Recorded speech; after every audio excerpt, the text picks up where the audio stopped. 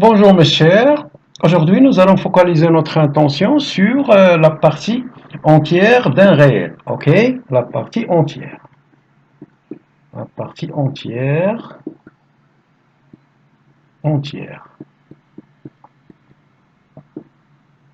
ok?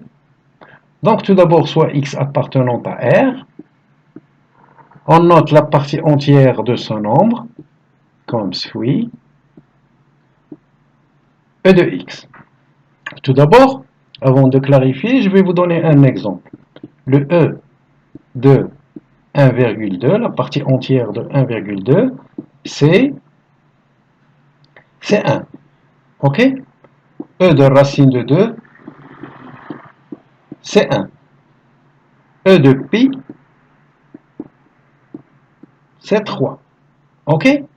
Comme vous le voyez, on retranche souvent la partie décimale. Ok?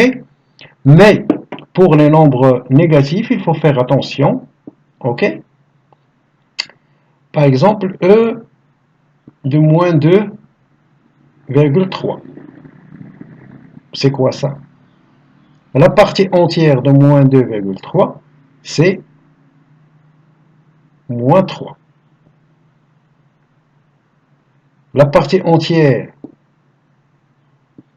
de moins pi, c'est moins 4. Ok? Voilà. Et pour faire disparaître cette illusion entre les nombres positifs et négatifs, euh, tout simplement, on dit que la partie entière d'un nombre x, c'est le plus grand entier relatif inférieur à x. Ok? Je vais donner les propriétés de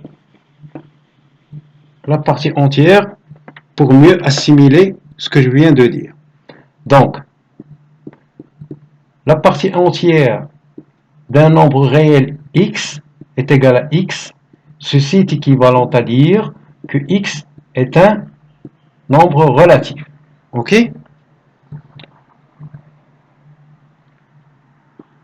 La partie,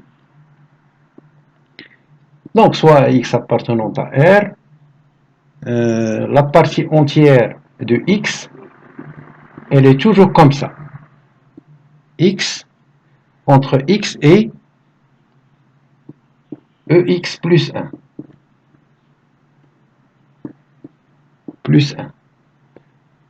Autre propriété, quel que soit le x appartenant à R, ok, x moins 1, e de x est inférieur à x. Ok? Une autre propriété, quel que soit le p appartenant à z,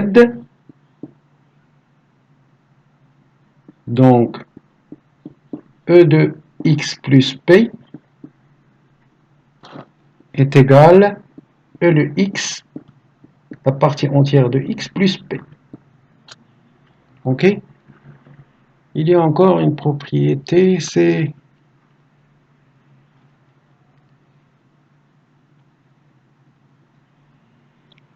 ah oui, oui, c'est ça.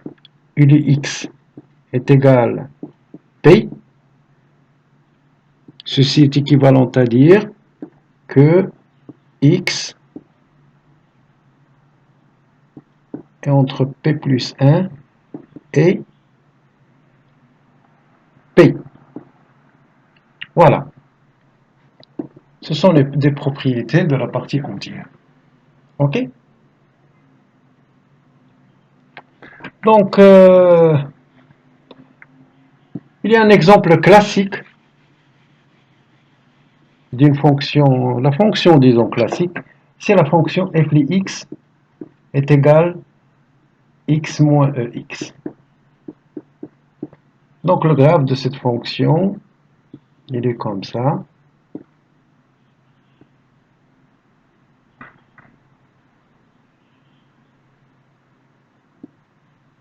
Donc ça c'est le x. Ici le 1, oui. Ici le 1. Le graphe de cette fonction, il est comme ça. Privé de 1.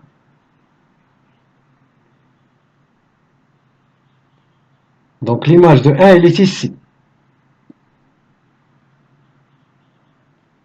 Ici, privé de 2. Je vous laisse à titre d'exercice. Le 2, ça commence ici. Et ainsi de suite.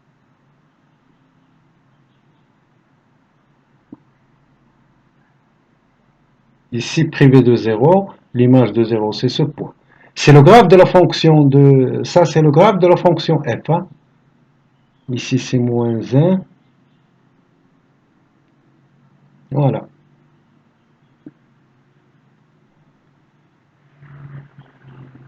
Je vous laisse à titre d'exercice pour montrer que cette fonction est une fonction périodique, ok? Ah, et c'est une fonction qui est contenue par morceaux aussi. Elle est contenue sur des morceaux, ok? Donc ici, par exemple, les images des éléments de 0 jusqu'à 1, oui, l'image de cet intervalle, c'est tout ça, privé de ce point.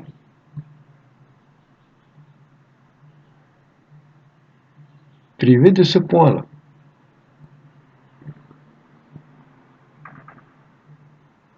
Parce que le f de 1, c'est quoi? C'est 1 moins la partie entière de 1. Donc c'est quoi? C'est 0. Donc l'image de 1, c'est 0. Ok? Et la même démarche pour toutes les intervalles. Ok? Il y a des exercices à faire là-dessus. Pourquoi la partie entière elle est importante? Par exemple, si nous choisissons l'exemple, on a par exemple 25 vaccins et on veut vacciner, par exemple, donner 2 vaccins pour chaque personne. C'est-à-dire, on ne peut pas dire que on peut vacciner 14 et demi personnes.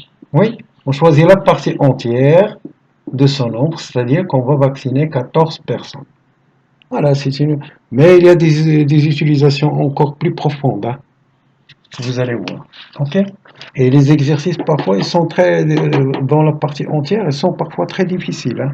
Surtout lorsqu'il y a des fonctions à l'intérieur de cette fonction. Pas uniquement le x.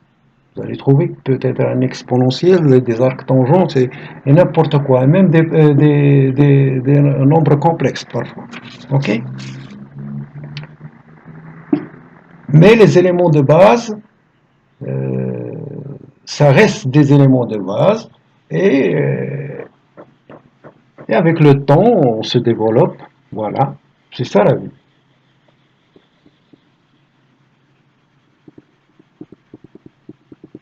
Il faut croire en soi et aux autres, bien sûr. Fidélité, amour et beaucoup de choses aussi. Nous sommes ici dans notre planète pour être prêts l'un pour l'autre, ok? Donc pour l'instant, je vous laisse mes chers, ok? Au revoir.